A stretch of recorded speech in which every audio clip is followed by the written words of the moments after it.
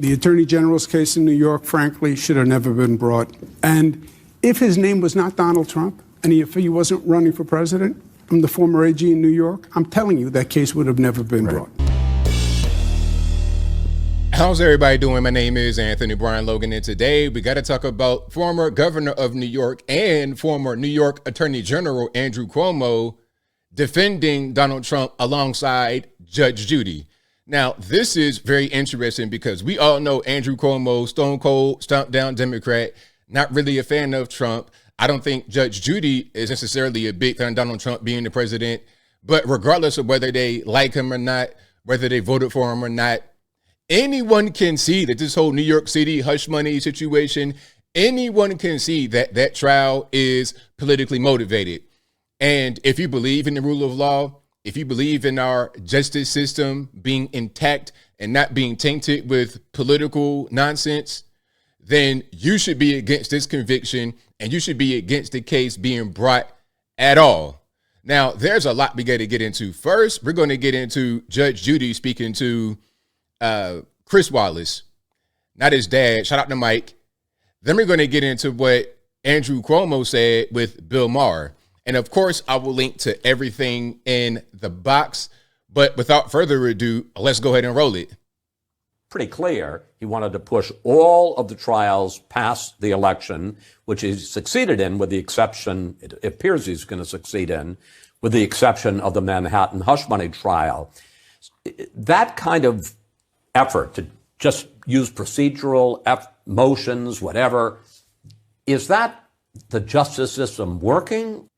Now, I got to pause a little bit for fair use here, but while I'm paused, I'm going to just say this.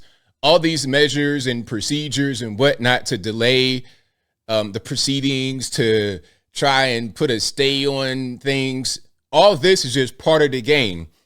Trump has to play the game because they're playing the game with him. The game shouldn't be played right now. If you have a legitimate crime, if you have something that he actually did, then it makes sense to go ahead and try to get that conviction shortly after it's discovered and let it be a real thing, not on the eve of the election in 2024. We're talking about things from 2016, 17 that they're just now bringing up right now in 2024 as an obvious way to try and keep Trump out of the White House again. But I'm getting triggered, so I digress. Or is it the justice system being manipulated? I would be happier as someone who owns property in Manhattan if the district attorney of New York County would take care of criminals who are making it impossible for citizens to walk in the streets and use the subway, to use his efforts to keep those people off the street, than to spend $5 million or $10 million of taxpayers' money trying Donald Trump on this nonsense. Very well said, Judge Judy. Very, very well said. And again, it doesn't matter. Left, right, Democrat, Republican, Libertarian, politically non-affiliated. You got to agree with what she's saying if you're being honest with yourself. That's my view. And that is a view that's shared by a lot of people, but they won't say it to you publicly because they'll say, oh, she must be a Trumpster. That's not true. But I, as a taxpayer in this country, resent using the system for your own personal self-aggrandizement. I resent that as well. 100% resent it. And this is the kind of thing that happens in third world countries, banana republics, where you could just pay an official, bribe them. That's not really rule of law. You have different tiers of justice, different people. If you are a leader, a political person, then you could do whatever you want and it's fine. If you're a regular individual, whatever you do is determined to be right or wrong, depending upon who is making a determination. And that's not the way that things should go. If there's a law, if there's a rule, then everyone should be held to that law and that rule, regardless of who they are or who they are aligned with. But I digress. Now, if you didn't know... And that's what you think the DA did in Manhattan? That's what I think. That's what I think. That's what I think. I mean, if you look... You had to twist yourself into a pretzel to figure out what the crime was. It was bad thinking on the part of Letitia James, the Attorney General, who nobody knew her name either. Very well said. And I think we have another clip here from the same thing. Now, this is a CNN clip, but I think that it's also on Max. These TV deals are getting kind of crazy, but let's watch this. He doesn't like him. New York City didn't like him for a while. Trump. Trump. What do you think of Donald Trump? What do I think of him? Good question, actually, Chris Wallace. I think he was a good businessman, a real estate guy, and he was certainly terrific on The Apprentice. Now, I hear this quite a bit from people. A lot of these celebrities or high-power business people think Mark Cuban said the same thing or something similar. They don't hate Trump, but they think that he shouldn't have been the president. I think in the clip that I saw, another one of these, she was saying, well, Trump's not a bad guy, but he shouldn't be the president. And I don't think that he thought he'd be the president. And to be totally honest, I did not think he'd be the president. I thought it was a joke when he came down the escalator with Melania. I'm like, really? Donald Trump trying to be the president?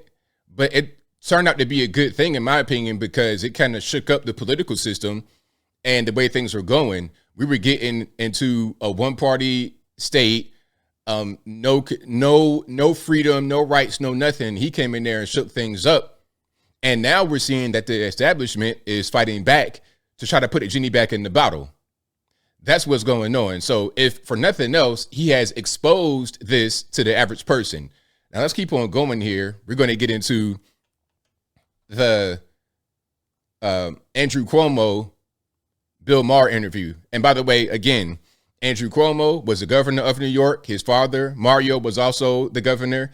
Andrew Cuomo was the New York Attorney General from 2007 to 2010. Check it out. The trial in New York, the one he got convicted for, was the greatest fundraising bonanza ever. He was lagging behind Biden, and now he's pulled quite a bit ahead. That trial was the greatest reason people had to send their checks for 5, 10, 25, whatever dollars to Donald Trump. So I was always with you on the one in New York, the hush money trial. I don't think they should have brought that one. It was just always going to look like a sex case. Always, he's right about that, and I'm pausing right now for the fair use, but it shouldn't have been brought. It's ridiculous, and the crime, going back to what Judge Judy said, is like, where's the crime? You have to twist yourself into a pretzel to find the crime. And if you got to do all that, it's not really worth prosecuting, in my opinion, unless you have a political motivation, which is obvious. And people were always just going to look at it that way. So anyway. That case, the Attorney General's case in New York, frankly, should have never been brought. And if his name was not Donald Trump and he wasn't running for president, I'm the former AG in New York, I'm telling you that case would have never been brought. And that's what is offensive to people. And it should be, because if there's anything left, it's belief in the justice system. The trial in New Right on. So shout out to Andrew Cuomo. Again, this is Andrew Cuomo now, a Democrat, unapologetic. His brother, Chris, who was on CNN at one point, who got fired after Andrew got ousted because of some allegations. Both Democrats, not really fans of Trump, might even be anti-Trump, never Trumpers, but they acknowledge that this whole thing is ridiculous and it's politically motivated and it should have never happened. Okay, now, as I close, I want to say this. Shout out to Andrew Cuomo and Judge Judy for being honest.